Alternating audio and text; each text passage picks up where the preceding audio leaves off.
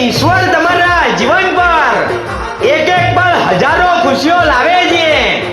કે શરૂઆત થઈ છે એક મિતા સંબંધોની જોડી છે તમારી એકદમ ન્યારી માતાજી તમારી જોડીને સલામત રાખે એવી જ પ્રાર્થના છે અમારી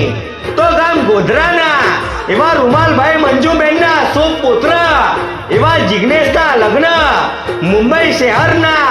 એવા રાકેશભાઈ રીતાબેનની શુભ પુત્રી એવા અમારા ભૂમિના સાથે નિભાયેલા છે તો તારીખ 17/1/2025 ના દિવસે વરઘોડો તારીખ 19/1/2025 ના દિવસે લગ્ન મુહૂર્ત અને તારીખ 21/1/2025 ના દિવસે